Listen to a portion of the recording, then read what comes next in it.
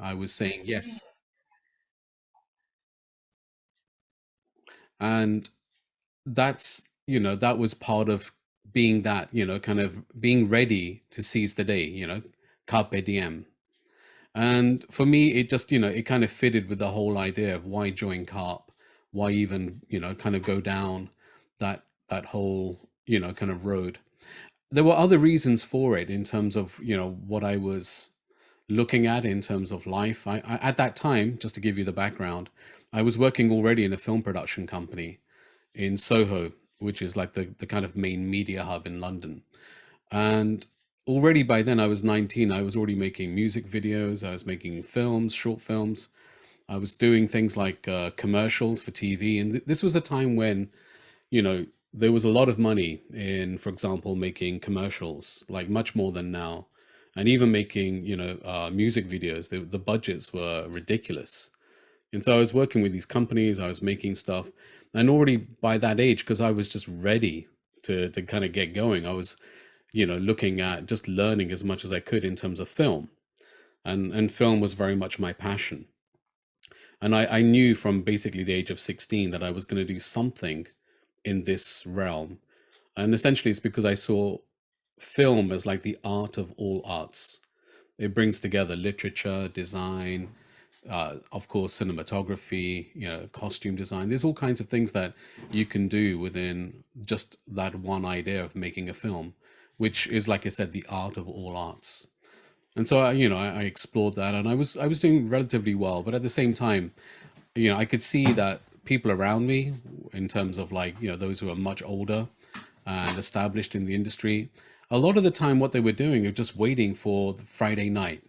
Or it didn't even have to be Friday night. Any night, any like Wednesday night, Tuesday night, looking at their watches around 6 o'clock, thinking, okay, now it's time we can go down to the pub, and just go and basically, in a sense, escape from work. And for me, that was like a contradiction. It's like either you're doing what you're doing and that's your passion, and that's what gets you out of bed in the morning, or you're just going along with whatever the circumstance, and you're just part of the furniture. You're not really doing, you're just part of this world, and you can call it whatever, filmmaking or whatever industry that you might be interested in. I don't know. I don't know most of you, but I can imagine you're all into something. But you'd be surprised how often, even in the NGO sector, the non-governmental organizational sector, so in other words, the public sector, people who are, altruistic or philanthropic, and in other words, they want to do something good. They want to go out into the world and do something to serve. Even in those organizations, you can get a bit lost. In other words, you can also become part of the furniture, and you're not really doing what you set out to do. You're not really fulfilling those original kind of, if you like, ideals and goals. So it was around that time when I was kind of looking at, what do I really want to do, that I bumped into CARP, and I saw this opportunity to, before I got stuck, when I got stuck in the world of Soho, here was a chance for me to get out into the world and actually see the world and learn more about how I kind of saw it at that time, was also to learn more about people. And by learning about people, what I was kind of thinking was learning about my audience, because as a filmmaker, as a storyteller, I want to reach as big an audience as I can. And one way to do that is to actually go into the world and meet that audience wherever they are. And literally that's what I did. So like I said, like, I started with pretty much the UK. I'd grown up pretty much in London till I was 19. And then from then on, I did, I was basically all over the UK. I came to Europe. I did Eastern Europe. I did the Balkans. At one point, as I got more into taking on responsibility, I was asked to go to China, and CARP was organizing a conference to bring together students from North and South Korea. And China, which actually Beijing was one of the few places at that time that you could bring together students like from, a country like North Korea and anywhere else. And, and I was asked to go there to be kind of like the UK representative and chairing some panel. And this is stuff that I would otherwise never have done, if I was just kind of, stuck in London, or just trying to do my career, or just, and even within the organization, like I said, when opportunities came along, I just said yes. Carpe diem, you know, while I was young, while I had still had that chance, and it gave me so many opportunities to build my capacity. Because there's otherwise you never get the chance, or perhaps no one's going to give you those responsibilities just in the real world, so to speak. You know, you're 19, 20 years old, and people are asking you to do things where, you know, normally they want people with more experience. You know, they want people who've already kind of maybe proven themselves or have some kind of qualification. But in, you know, in the volunteer sector, in the NGO sector, if you really want to kind of take a grip on the opportunities that are out there, you can very quickly build your experience. You can very quickly build your capacity and become someone who can be actually very useful. And so for me, that's worked out really well because all these years later, as a filmmaker, I can pretty much go anywhere in the world. If I want to look at locations, if I want to find local crew, if I want to find local talent, I can pretty much go almost anywhere and find people that I've worked with in the past. And so one of my, I guess, kind of key, I guess, kind of takeaways, and what I'd like to kind of strongly suggest to everyone here is, you know, if you're going to get involved in something like CARP, especially the fact that it's an international organization, it's a great place to build your international network. And that's what I would say is one of the main assets of us as an international organization, is this network. And it's something that you can build on for life, not just while you're, you know, a student or a volunteer. It's something that if you keep on nurturing it and building on those relationships, it's something that you can very much, you know, kind of plug into as you go along, you know, later in life in whatever professional, you know, world that you get into.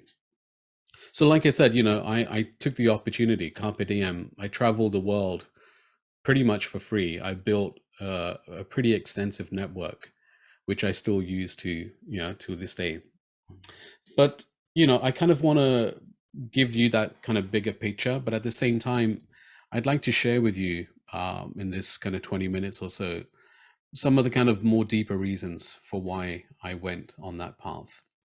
So for me, one of the key things which I understood when I started to look at the actual, if you like, the philosophy of CARP, the teaching and the principles behind CARP, you know, as I kind of looked into that, one of the main kind of takeaways was really this understanding of building better relationships. How can I build better relationships?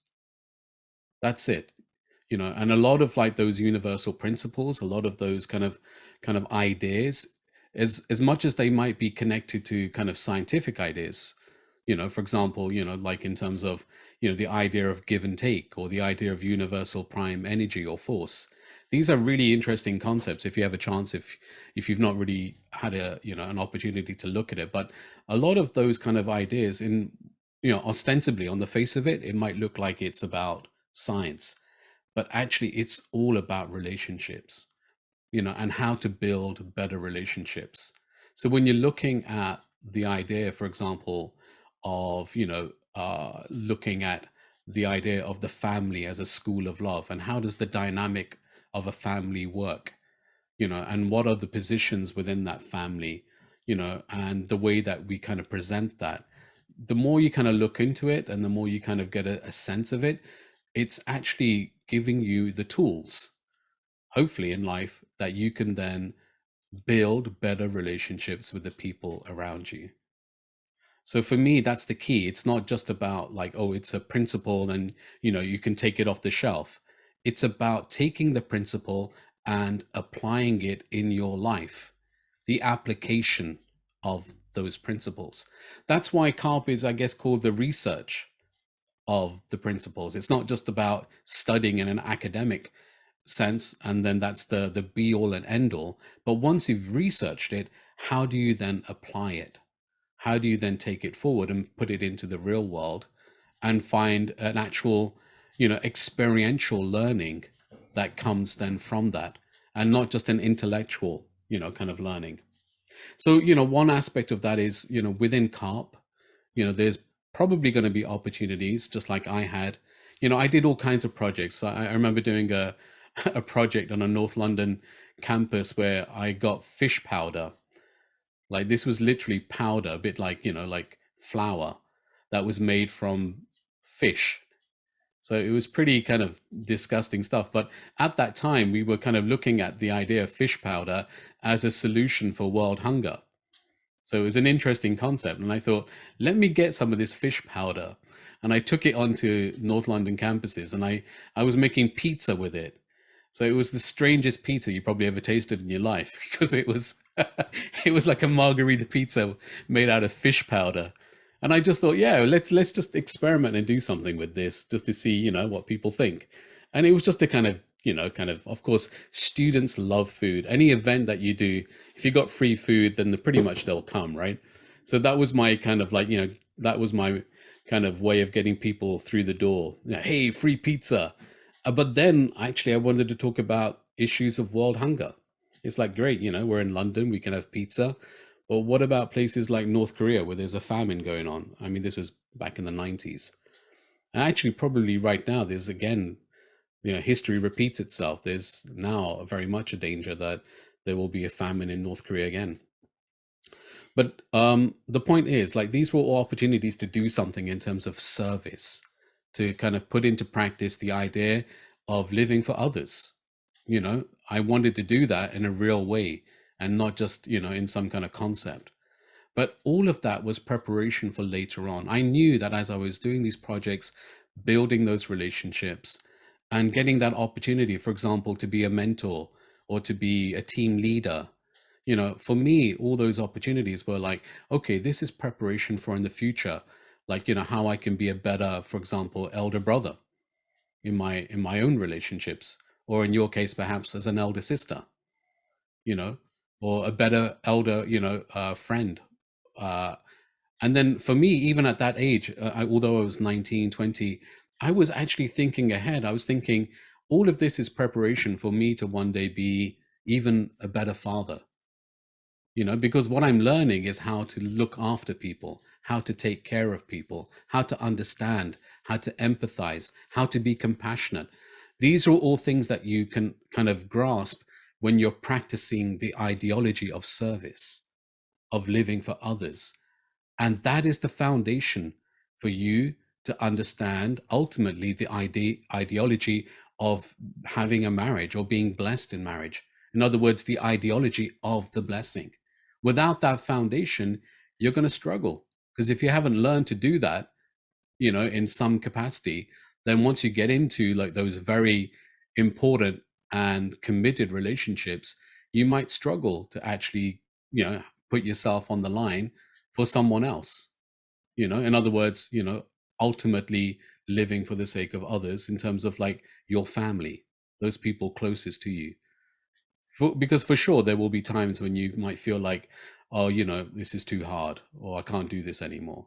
But then all these experiences that you've had through understanding the ideology of service, through being a volunteer, through going out, whatever, creating programs, traveling the world, hopefully it's broadened your horizon. It's giving you a better sensibility and understanding of then how to put that all back into your family, and ultimately the family that one day you will create.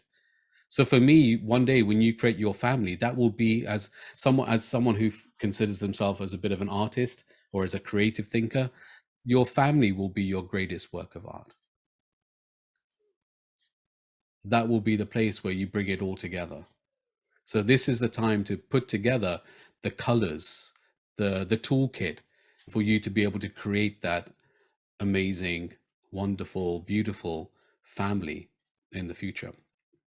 So that's one part. That was very much like a kind of guiding kind of idea for me when I was starting out on this journey.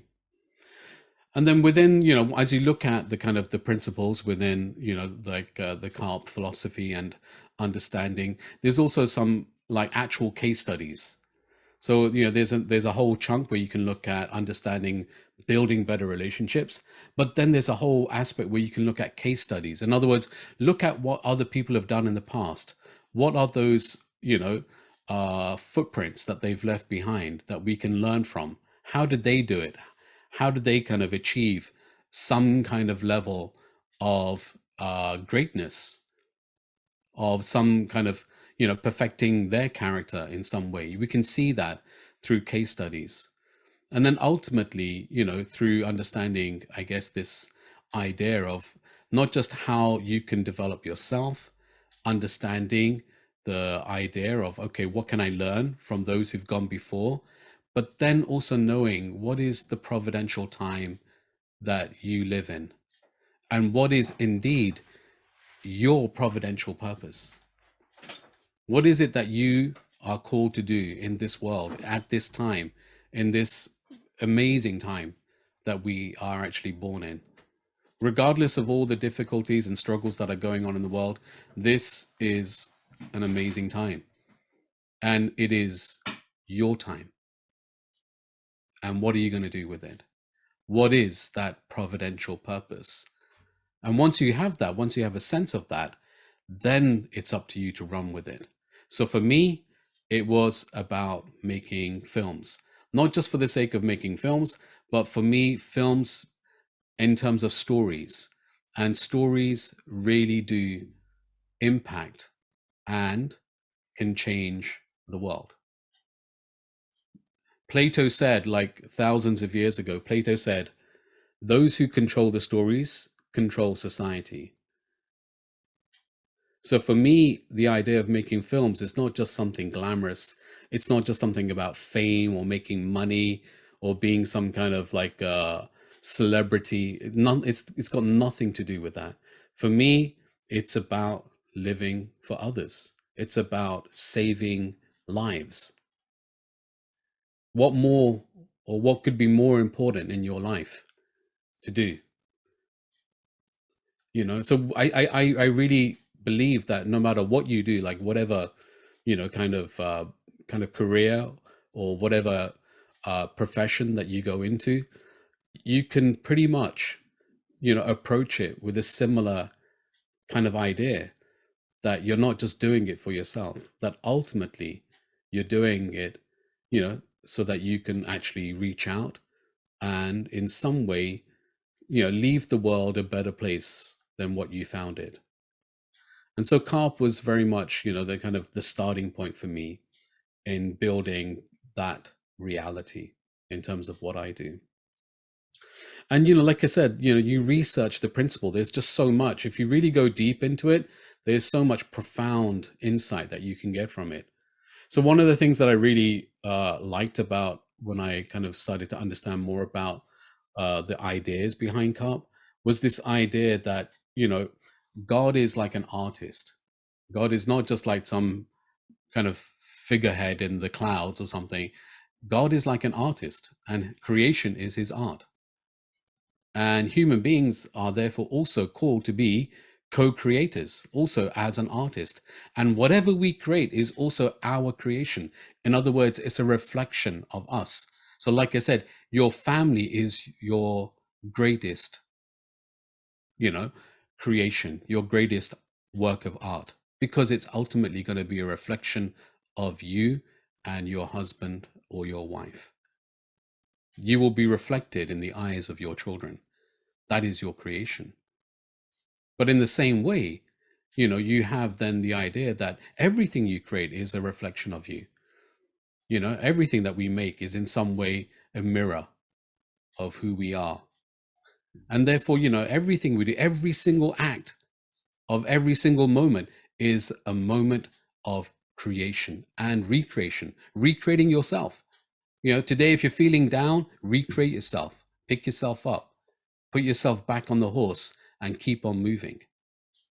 Every moment is an opportunity to have that divine kind of creative ability, power to do something beyond just our own little world, to create something that when other people look at it, they go, wow, that elevates me. That brings me closer to something divine. So with that in mind, like I said, you can, the more you look into the principles, the more you can find and discover something profound. And for me, one of the other things that I really loved about the idea of the principles was the idea of an incorporeal world and a corporeal world. So those are kind of fancy words, but a corporeal world is basically like, a world that's connected to the body, and an incorporeal world is a world that's connected to the spirit. So this idea of the mind and the body, right? The spirit and the body.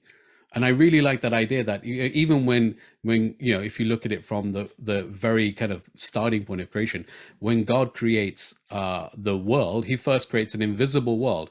In other words, the world of angels, right? This is how we, and remember, this is all, for me, this is all kind of like a mythology. I mean, I'm maybe in the future I can ask my son to give a talk about mythology, because we're really into kind of the whole kind of idea of the hero's journey, the man with 1,000 faces, and all of that actually comes back to like some of the things I was saying earlier, like those case studies. They're all an opportunity to kind of see the hero's journey. Moses's course was a hero's journey. Jacob's course was a hero's journey. Jesus's course was a hero's journey, and so on and so on. They're all a hero's journey. But the coming back to this idea of the corporal world and the incorporeal world, in other words, creating an invisible world, and then creating an invisible world, and then creating then the physical world of like Adam and Eve and so on and so on, and the rest of human creation. That's a really interesting idea, because we as now humans are doing the same. What are we doing now? What's going on in the world? What's one of the biggest things that's happening in the world right now? We're building the metaverse, right? We're building an invisible, substantial world, a virtual world. It's an invisible world, just like a spirit world. It's invisible. It's not connected to the body. The spirit world is connected to the spirit. We are also building an invisible, substantial world, a metaverse. But within that metaverse, we can do anything. You can take on an avatar. You can pretend to be whatever you want. You can trade, you can do commerce, you can create whatever, an exhibition, you can meet new friends. I mean, it's going to be a huge new universe, the metaverse, but it is nevertheless an invisible, substantial world, an incorporeal world. So we're also kind of imitating in terms of creating, these, this idea of creating a world or a universe around us. And actually, each one of us can have our own little universe within that, multitude of universes in terms of the metaverse. You can all create your own world within that, which is kind of interesting.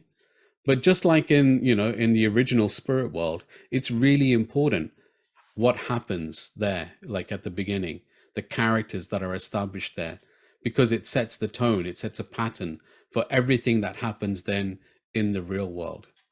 So that's something to keep in mind, because just like in God's invisible spirit world, or that spirit world, that invisible substantial world, there was a guy called Lucifer, right? There was a guy called Satan, and it all went pear-shaped because he was in that world and he was a spiritual being, and he pretty much had a disastrous impact on that world, which then had an impact on the physical world. So for me, I would say it's just the same in the metaverse, or within whatever, kind of invisible substantial world that you are in, that you are creating in, whether that's in your mobile phone or anything else.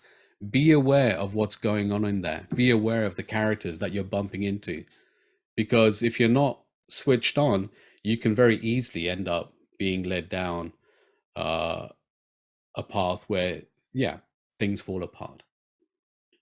So it's the same idea. It's the same kind of concept. So I'm going to leave you with some kind of fun facts about CARP. So has anyone heard of Wacom, the Wacom tablet, which a lot of designers use, artists, illustrators? So Wacom was actually founded by some old CARP members. Wacom was actually a project that the founder of CARP had given to some of those early CARP members to come up with a device that could be connected to the spirit world. And so they went about it. There were a bunch of Japanese guys, and they went about trying to discover, okay, how can we make something? It sounds bizarre, right? It sounds kind of like sci-fi. kind of nonsense. But actually, they thought, let's do this seriously. Let's come. How can we make a device that's going to connect? And so, in the process of trying to develop that technology, they developed Wacom. And Wacom is now a product that's used all over the world by designers, animators, people like me. I've got a Wacom tablet here that my son uses, and the point is they were researching the principle. They were researching the principle to find ways of how can we apply this, even with technology. So it's not just about, like some kind of airy fairy, hallelujah, let's be free kind of stuff. It's real world stuff, because you have to get real. You can't just be someone who's just thinking in the clouds. And so my final point for all of you is be real, and not just be real, be the best. Because if you're gonna stand up in this world and be like taken seriously in whatever sector you are, you need to strive to be the best, irrefutably the best. In other words, no one can deny it. Not to be the best because like, oh, you're whatever, your father is like, it's like saying, okay, you're famous because your father is famous, or you're rich because your father is rich. No, you are the best because everybody else tells you you are the best. It's irrefutable. It's not something that is like an entitled kind of situation or an entitled mentality. And if you can strive to be the best in your sector, in your industry, then people will take you seriously. They will know, oh, you went to whatever, that school, you went to, you worked for that company, or you got that experience. And then they will take you seriously. Otherwise, like I said, and from there you can probably do more because you'll be perhaps in a stronger alumni network in which you can actually do more. And life is short. We only have so much time. So with that in mind, you want to think about what you can do, like, and how you can have your own legacy that you leave behind, that others can then hopefully learn from, and they can follow your footsteps just like we follow others, because you need to be the pioneer. We can't just imitate. We have to create by being those who go where those like it says in Star Trek, right? To go where no one has gone before. To pioneer. There are many paths still to be trodden. And like I said, if you know your providential purpose, then you just have to take the step, take the first step, and then hopefully the next step will reveal itself. Okay. I talked about so many things, and I hope some of it's useful. I think we have Q&A now, so if you have any questions, I'm going to try my best to answer them. So thanks for listening. Yes, thank you so much. That was great. There was a lot of things, but a lot of great things. So thank you so much, AJ. I must say also my dad, he bought us the webcam because he also knew about the tablet, that it was made by CARPE. So he also bought it a few years ago. But none of us is an artist at home, so we gave it to a person who draws. But yeah, yes, we have a few questions. I believe they're going to be put also in the chat, but the first one is, how can CARPE help me to be a better person? So, like I was saying about understanding how to build better relationships. If you look at, so like I was saying, in terms of the principles, there's obviously the divine principle. And pretty much the whole first section, the whole first part rather, not the first section, the whole first part of that, if you look at it through the lens of how can I build better relationships in my life, just look at it through that lens. Don't read it like it's some kind of theology or some kind of academic book, just look at it through the lens of how can I apply this to build better relationships in my life. And then you will, inadvertently, you would have to then look at yourself. How can I be that person? How can I be the person that is going to be deserving of all the good things that I would like myself? So for example, let's talk about love. Everything's about love. Every single song is pretty much about love, right? Every story is in some way a love story. How are you going to find your ideal love? How are you going to be that, in that relationship where, you are completely fulfilled? Because within each of us, there is that irrepressible desire, right? There's that impulse to find an object. So everybody, each one of us is always, like looking for a subject. We're all looking, who's my subject? Who can kind of guide me? Who can maybe also complete me?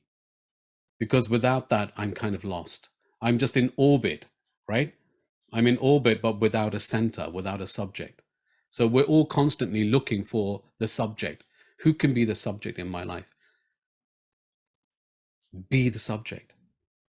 You be the subject.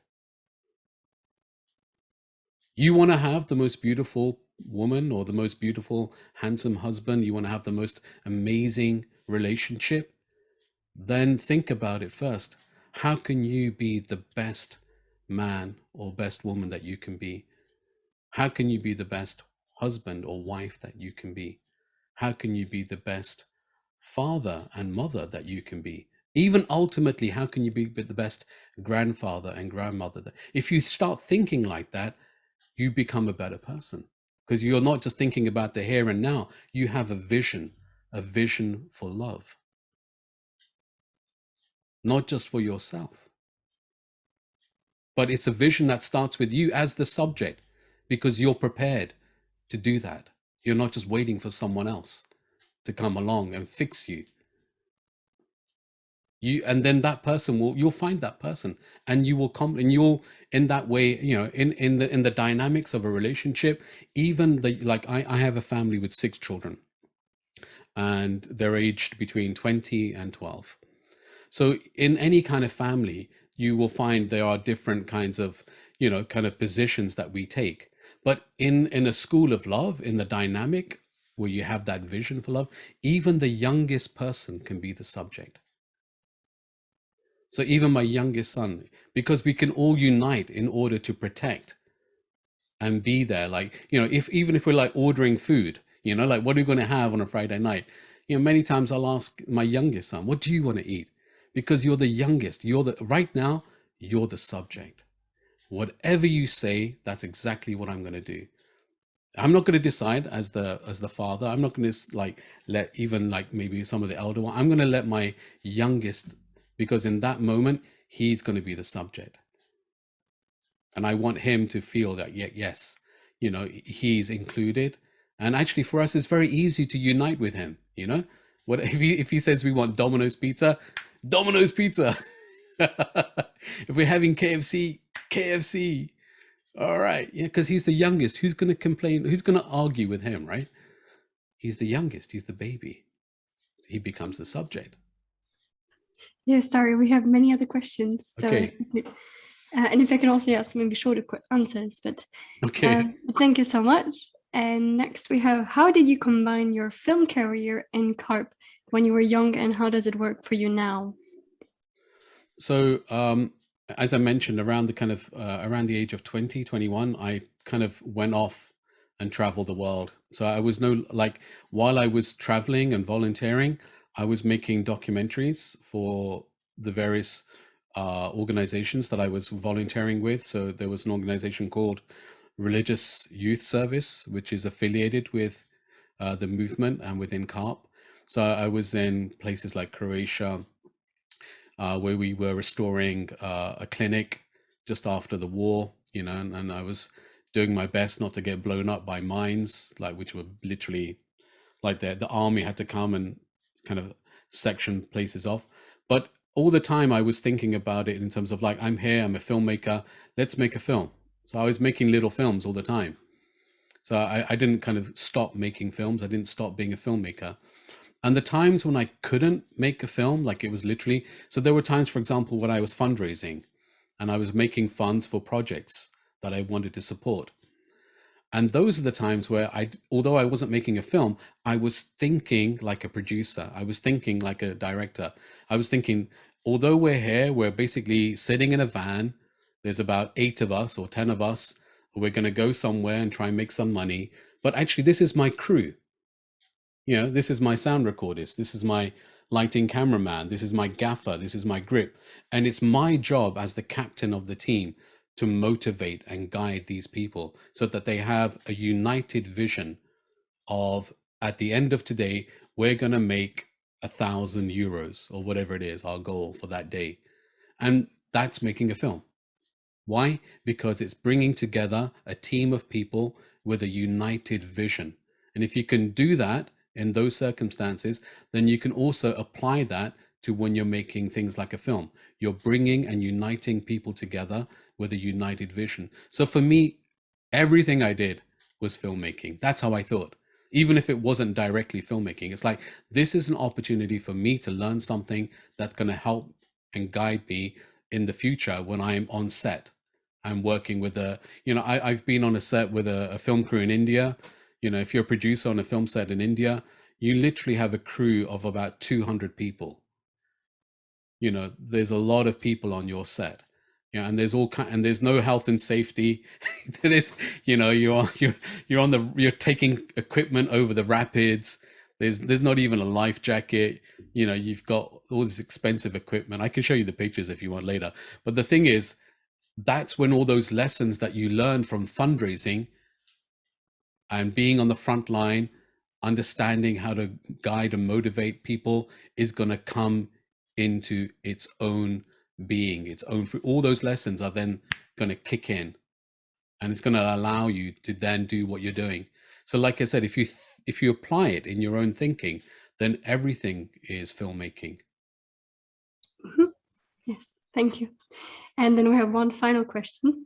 So sorry for everyone else.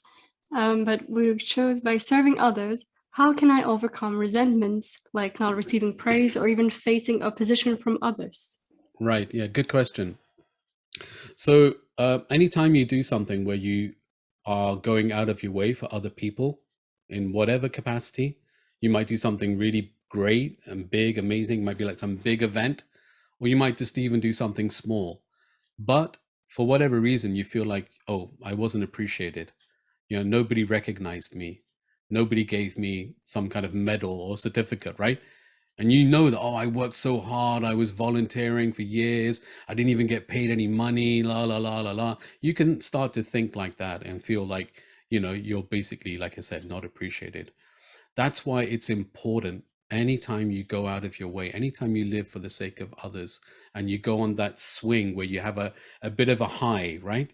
When you do something great, like you do a big event or whatever, you know, you do something where you feel like you've achieved something together, but actually it involved you making a big sacrifice. But you feel good at the point of like the success where you've done it. Like, great, yeah, we've done it.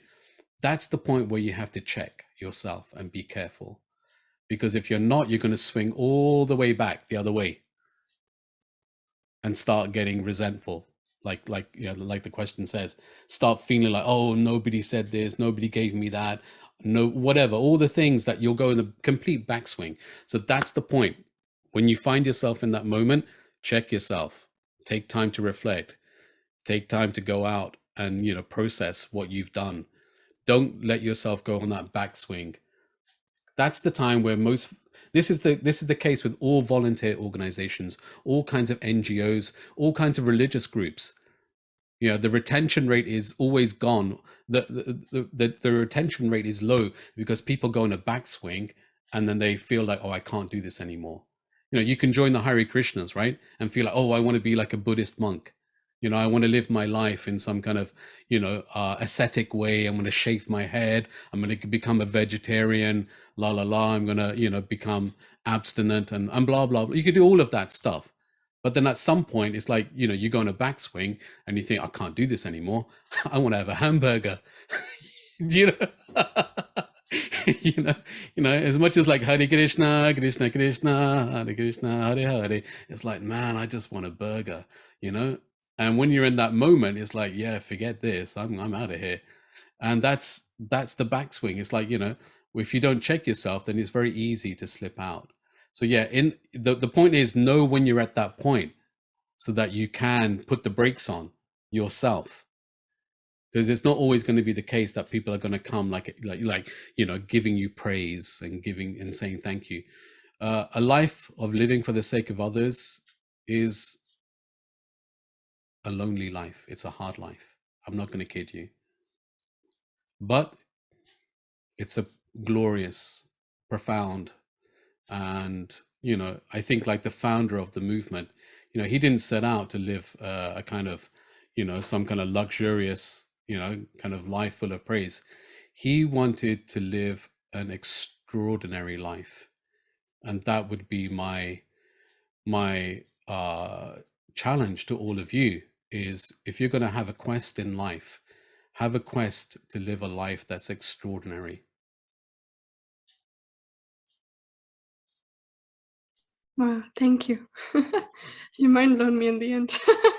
Made me reflect deeply. And I forgot how to be the MC. Well, no, thank you so much, AJ. I really appreciate it. I think all of us here, I think we can all, thank again.